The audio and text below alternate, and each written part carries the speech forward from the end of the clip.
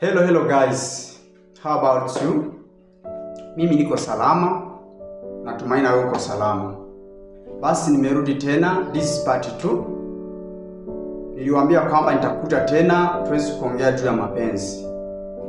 Basi kama hujasubscribe, naomba fanya hivyo, subscribe ili tuweze kusaidiana, because upendo wenu ndio mtaji wangu. Now, acha niingie kwenye points bila kukawia. In part 1 nikaongea juu ya mwanamke na mwanaume, kwamba kuna wakati wanalala pamoja na wakati wanashare kile kitendo, kwamba kuna wakati hisia zinapanda, alafu mwanamume anatoa kitu kutoka kwenye mwili wake kinaingia kwenye mwili wa mwanamke ambacho ni mbegu. Nikasema kwamba wakati kitendo kile kinatokea, baadaye mwanamke anaanza kujikuta ameanza kumpenda sana mwanamume. Anaanza kujikuta hawezi kula wala kulala kabla hajasikia message yake au kabla hajasoma message yake. So, hapo nilikuwa naongea juu ya wanawake, lakini nikasema nitakuja niongee juu ya wanaume. Na kuhusu wanaume nitajisaidia na Biblia, ijapo mimi sio msomi wa sana, ili watu wasije wakasema ninayosema ninayatoa kwenye kichwa changu. Nimesoma Mithali 23 mstari wa 27. Inaongea juu ya mwanamke kahaba na mwanamke mgeni. Inasema kwamba mwanamke kahaba ni shimo refu ambalo ukilidumbukia ni vigumu kutoka. Alafu inasema pia kwamba mwanamke mgeni ni shimo refu alafu pia jembamba. Sasa Biblia inakataza tusifanye zina. Kwa sababu gani nakataza? Ukitafsiri hilo andiko wala ukija kuingia vizuri, inaonekana kwamba ukishadumbukia kwenye lile shimo la kahaba, ina maana kwamba unaweza ukapoteza mali zako, unaweza ukapoteza heshima yako, wala unaweza ukapoteza thamani yako. Kwa nini nasema hivi? Mwanamke anapoanza kuona wewe mwanamume umelala naye, anaweza akakukamata mateka. Yaani anaweza akakufanya mtumwa, kwa sababu ameona wewe unamtamani kimwili. Yaani yeye anaanza kutumia yule mwili wake ili aanze kushota au kuchukua vile vitu vyako ambavyo vilikuwa vina maana kwako. Hapa naweza nikasema kama pesa na vitu vingine pia. So, Biblia inaposema kuhusu shimo jembamba au shimo refu, ni kwamba lile shimo ukidumbukia, my friend, trust me, ni vigumu sana kutoka. Kwa nini ni vigumu?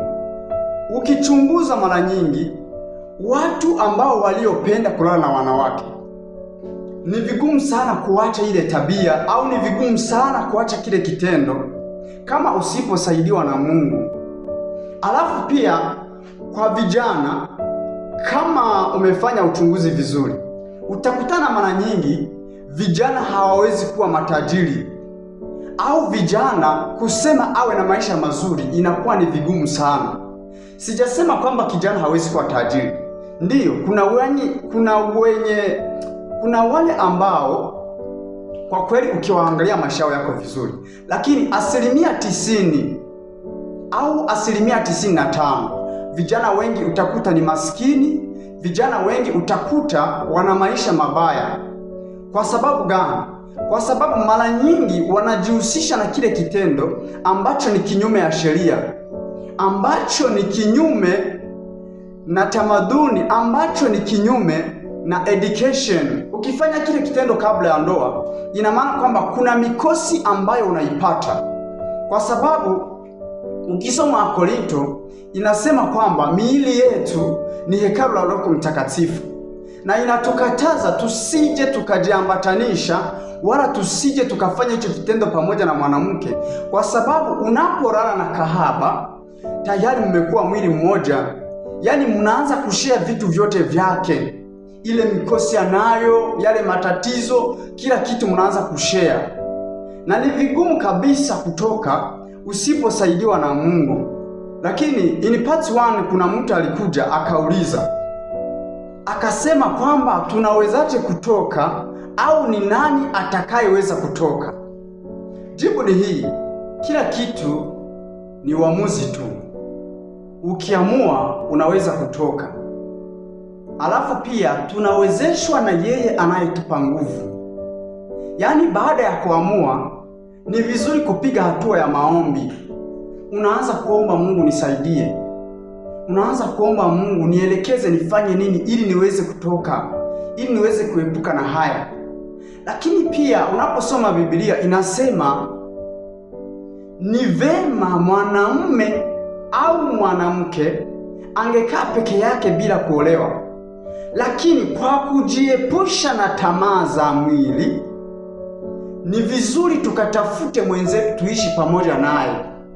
Yaani ukishindwa ukaona hiyo tabia imekuzuia sana, umeshindwa kutoka, umefanya maombi imeshindikana, umefanya uamuzi imeshindikana, ni vizuri ukatafuta mwenzako mkaoana. Yaani wawaombee, wawekee mikono, wawaunganishe ili uruhusiwe kufanya kile kitendo halali, uepuke na hiyo matatizo. Kwa sababu yale matatizo yakikukuta, my friend, ni vigumu sana kuyatatua, ni vigumu sana kutoka. Kama kuna dhambi ni ngumu kuiacha, ni uzinifu.